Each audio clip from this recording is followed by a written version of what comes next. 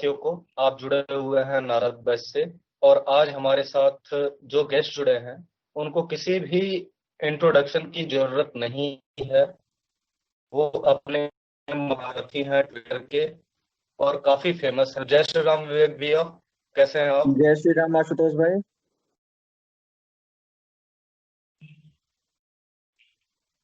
और आपका बहुत बहुत धन्यवाद कि आपने हमें टाइम दिया अपना।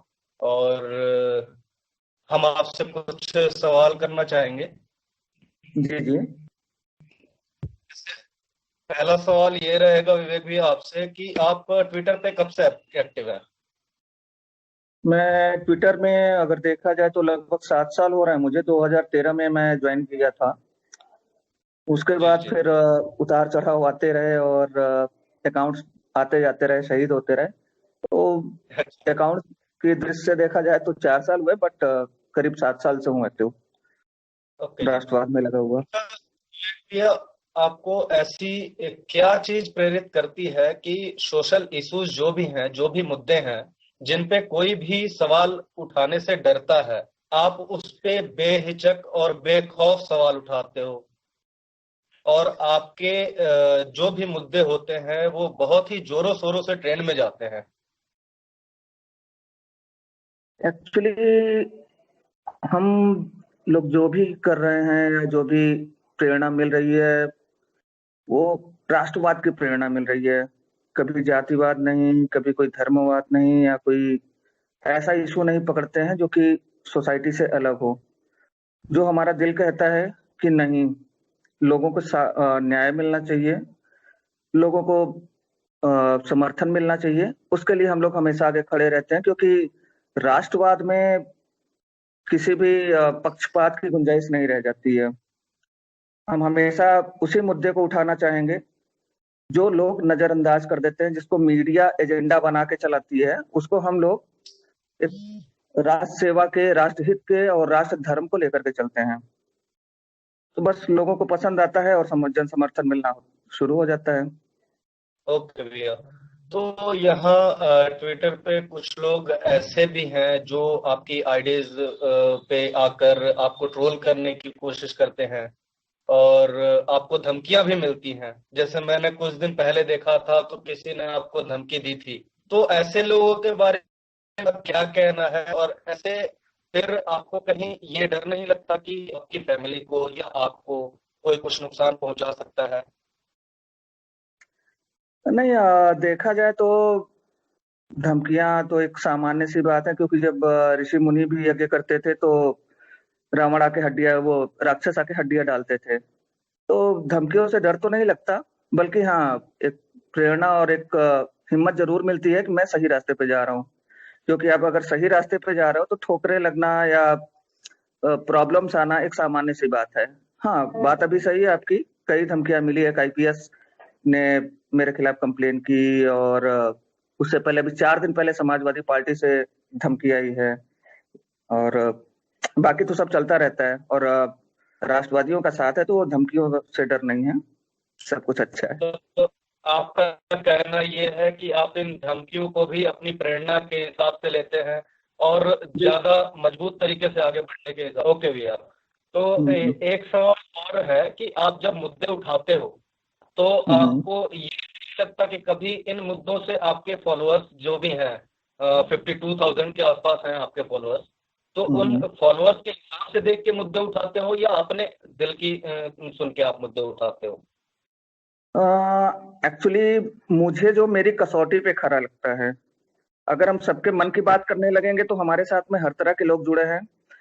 किसी को संवरवाद चाहिए, किसी को आरक्षण चाहिए, किसी को आरक्षण का विरोध करना है। तो सबको एक साथ खुश नहीं किया जा सकता। मेरी जो अपनी आइडियोलॉजी है, मेरी जो अपनी विचारधारा है, मैं उसकी कसौटी पे मुद्दे को परखता हूँ, उसी को आगे ले जाने की कोशिश करता हूँ। अच्छा भैया, ये जो कोरोना का समय चल रहा है, बीच में हम्म मार्च से जून तक बहुत ही हेक्टिक टाइम रहा। बहुत हम्म सारे लोगों को राशन की, रुपयों पैसों की, नौकरी की जरूरत थी। आपने बहुत सारे ऐसे लोगों की मदद की है राशन को लेके, और भी जैसे जैसे उनकी मदद हो सकती है वैसे की हम्म है। लेकिन आपने और लोगों की तरफ कहीं भी ना तो अपने ट्विटर हैंडल से लिखा कि मैंने इस आदमी की मदद की, आज मैंने इतने लोगों की मदद की। ऐसा क्यों? आप इतना मदद करने के बाद भी आप किसी को शो क्यों नहीं करना चाहते? देखिए, शायद हमारे पुराणों में ही कहीं लिखा है कि भलाई करना है तो ऐसी करो कि एक हाथ से करो, दूसरे को पता ना चले। जी, तो जी। बहुत सारे लोगों को देखता हूँ कि आज उन्होंने किया तो उसका उन्होंने पेपर में पब्लिश करवाया, इंटरव्यू करवाया। मेरे पास भी कई सारी कॉल्स आई थी कि इंटरव्यूज के लिए और पेपर में पब्लिश करने के लिए, और मतलब कई तरह से मुझे प्रमोट करने के लिए। बट ये पसंद नहीं आया, क्योंकि अगर करना है तो दिल से करो, दिखावे पे मत करो। आपके अंदर अगर कोई प्रेरणा है कि आप किसी की मदद करना चाह रहे हैं, तो उसको दिखावा मत करिए। बहुत सारे डेली आज भी ऐसी कॉल्स आती हैं, चाहे ब्लड से रिलेटेड हो, चाहे हॉस्पिटल में एडमिट करवाने से रिलेटेड हो, या किसी को फाइनेंशियल हेल्प की मदद होती है। डेली कॉल्स आ रही हैं, आज भी आ रही हैं, आज भी करता हूँ। कोशिश ये करता हूँ कि उसको मैं पब्लिक ना करूँ। तो ये मुझे अंदर से बहुत सुकून भी देता है, क्योंकि ये सब मुझे अच्छा। जनता की डायरी में नोट नहीं करवाना है, ऊपर वाले की डायरी में सब नोट है। जी, जी। ऊपर वाला सब देख रहा है। अच्छा भैया, मैंने आपको जितना ऑब्ज़र्व किया है, आप हिंदू एकता के लिए बहुत ज़्यादा काम करते हो और बहुत ज़्यादा लोगों को प्रेरित करते हो कि हिंदू जो हैं, वो जाति में ना जुटे, आपस में एकजुट रहें, और अगर टुकड़ों में बँटते हैं तो उनका कोई कुछ नहीं कर सकता फिर। वैसे आप क्या संदेश देना चाहोगे हिंदू एकता के लिए? देखिए, बहुत कठिन दौर से गुजर रहे हैं हम, सबको पता है।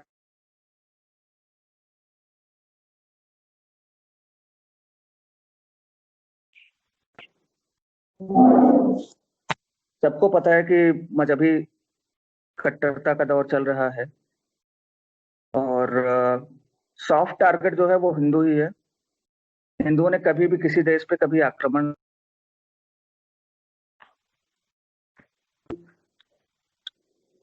किसी देश पे अपना राज्य स्थापित नहीं किया है। बाहर से ही लोग आए, बाहर से इन्होंने कब्जा किया हमारे ऊपर ही अत्याचार हुआ। अगर हम हिंदू आज एक न रहे या एक न हुए, तो भविष्य में शायद भारत में भी हमें जगह नहीं मिलेगी। ऐसी जो प्लानिंग चल रही है, तो जातियों को तो भूल ही जाइए, क्योंकि जातियों में बांटना लोगों ने शुरू कर दिया है, न्यूज चैनल्स ने शुरू कर दिया है। पिछली सरकारों ने हमारी जनगणना भी जातियों पे करवाई, यहाँ तक कि ये देखा भी, गणना जो होती है वो भी जातीय आधार पे होती है, बटालियन भी जातीय आधार पे बनती है। तो इन सब से हमें बचना है, क्योंकि हिंदू जिस दिन एक हो गए, तो उस दिन देश मजबूत होगा, राष्ट्र मजबूत होगा, और फिर से हम विश्व गुरु बन सकेंगे। तो हिंदुओं का एक होना जरूरी है। जातियों का अलगाव, भेदभाव, ये खत्म होना चाहिए। मुझे याद आ रहा है कि अभी कुछ लोग कुछ दिन पहले मुझे ट्रोल कर रहे थे कि आप ब्राह्मणवादी हैं। तो लोगों को एक संदेश देना चाहूंगा कि अभी 15-20 दिन पहले, को जब मुझे कोरोना हो से ठीक पहले, मेरा एक मित्र है, या कहा जाए प्यून है, मेरे ऑफिस में मेरा एम्प्लॉई है। तो उसने कहा, गुरु जी एक दिन हमारे यहाँ रुकिए। तो फिर उसने हमसे कहा कि अ, आप आएंगे कि नहीं। हमने कहा, तुमने ये जो शब्द बोला, ये जो क्वेश्चन रखा, अब इसकी वजह से मैं आऊंगा। हम और मेरा एक मित्र है, हम लोग 2 दिन वहां रुके, और उसके खेतों, मतलब उसके घर पे रहे, उसके खेतों में घूमे, उसको ये एहसास दिलाया, तो उसकी थाली में एक साथ हम लोगों ने खाए। तो उसको ये नहीं हुआ कि नहीं, ये ऊंच नीच देखेंगे या जातिगत भेदभाव करेंगे, ऐसा कुछ नहीं हुआ, और बहुत अच्छा लगा। तो हमें जी, सबको जी। मिलना, सबको लेके चलना है। जी। तो आप अभी अभी कोरोना से हैं, तो कि जो भी लोग हैं अभी कोरोना से बचाव नहीं कर रहे हैं, जैसे मास्क नहीं लगा रहे हैं या सैनिटाइजर का उपयोग नहीं कर रहे हैं या सोशल डिस्टेंसिंग का उपयोग नहीं कर रहे हैं, उनके लिए क्या संदेश देना चाहोगे आप? देखिए, अपनी सुरक्षा अपने हाथ में है। मैं उसका खुद भुक्तभोगी रहा हूँ। मैं भी घर में, मुझे भी 15 दिन आइसोलेट रहना पड़ा। एक बार और मैं क्वारंटाइन रहा 7 दिन तक।